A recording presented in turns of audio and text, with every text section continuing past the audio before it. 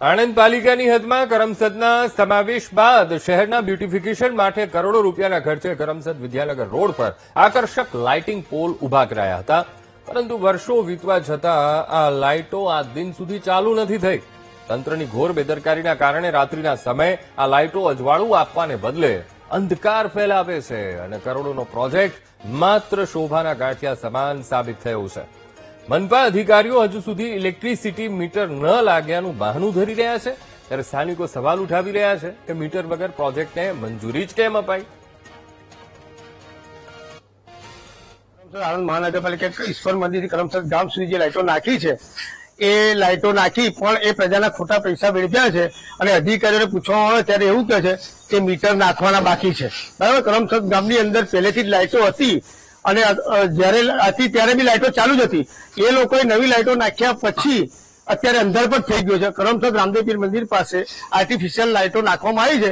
આ જે અધિકારીઓને બોલાવો એક પણ લાઇટ ચાલુ નથી। ઇસ્કોન મંદિરથી કરમસદ જોડતી લાઇટો જે નાખવામાં આવી હાલ બંધ છે, શું કહેશો?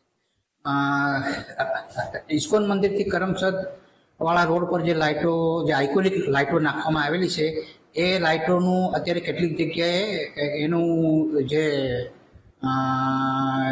9 મીટર નાખવાનું બાકી છે, એટલે વોલ્ટેજ પૂરા ન મળવાના કારણે અત્યારે એટલી બંધ રાખેલી છે। મીટર 1-2 દિવસમાં આવી જાય છે, જેથી તમામ લાઇટો ત્યાં ચાલુ કરી દેવામાં આવશે। હવે એક ખર્ચ તો મારે જોવો પડશે, અંદાજ અત્યારે મારા હાથ પર નથી, એ જોઈને તમને। આ બ્યુટિફિકેશન ને બ્યુટીફુલ કરપ્શન છે। મેં પહેલા પણ કહ્યું, મિની કોર્પોરેશન બિગ કરપ્શન। તમે જુઓ છો કરમસદથી અહીં સુધી આવનારી નાની નાની લાઇટો કોઈ આળખીતા પાળખીતા કોન્ટ્રાક્ટરને આપી અત્યારે બંધ હાલતમાં છે। સાઈડની લાઇટો બંધ છે। અહીં તમે જુઓ ચારે બાજુ જે ખોખાઓ સુંદરતાના નામે ઉભા કર્યા એ બંધ છે। જેમ બ્યુટી પાર્લરમાં લગ્ન વખતે જઈને જે મેકઅપ થાય ને અને બીજે દિવસે નયન ઉતરી જાય ને, એવી જ રીતે આ પણ જે મેકઅપ બ્યુટિફિકેશનનો બ્યુટીફુલ કરપ્શનનો છે ને પહેલા વરસાદમાં ઉતરી જશે। તો વરસાદ નહીં, પહેલા અડધો તો ઉતરી ગયો છે, અડધો બાકી છે એ પણ ઉતરી જશે।